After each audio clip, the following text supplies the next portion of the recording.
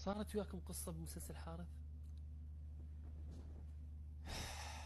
شو يا حسرة.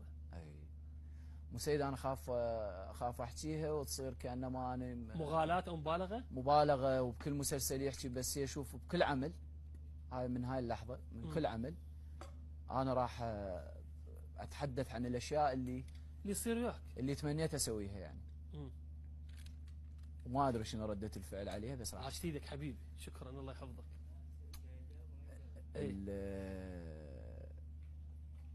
النقيب علي كرام. افتتاح المسلسل هو هذا النقيب الفريق التكتيكي الضرب اللي صاح يا علي وضرب الانتحاري. تمام.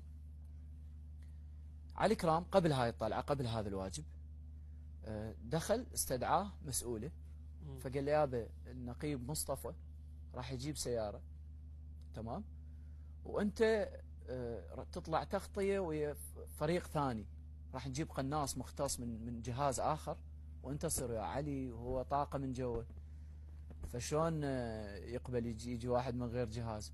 قال له سيدي اني زين، علي هو زين بالسلاح ورامي، بس الموضوع يحتاج طلقة واحدة سيد، طلقة واحدة لو ينكتل ولازم بمكان معين بالراس وبمنطقة راس محددة، لان اكو منطقة حقيقية جاي احكي لك مثل ما هي. يعني هسه نتصل على الصدقي، هذول يعني هسه مراد علم دار وهاي الشخصيات الافتراضية، يعني عندنا شخصيات اهم بالضبط، ما حصلت عليهم الضبط. بالضبط. خل اكمل لك لو تريد ما اكمل لك. لا هو السالم الله يسلمك.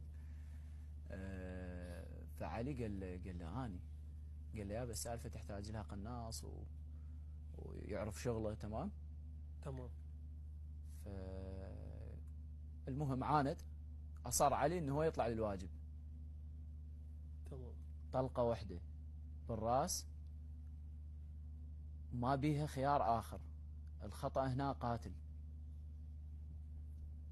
توكلوا للواجب، لازم يطلع هو قبل السيارة، ياخذ مكان يستتر لغاية ما تجي السيارة اللي بيها العريس يسمونه، الحزام الناسف، ويكون علي بطريقة معينة يضرب الانتحاري، يرمي باتجاهه طلقة وحدة وبالراس وبمكان محدد، لأن اكو ضربة بالراس تشنج الإيد، اكو ضربة بالراس تشنج الإيد، فممكن ويا ضربة يفجر روحه. صح. اكو مكان يكون يرخي الأعصاب. يعني حتى هاي محسوبة. حلو. علي ما دبر قناص، ما لقى الوقت السريع، راح بالكلاشنكوف. الكلاشنكوف هي عمية، العالم كله يدري بيها عمية. صح. طلع علي يقول انا من وصلت هناك بلش الحكي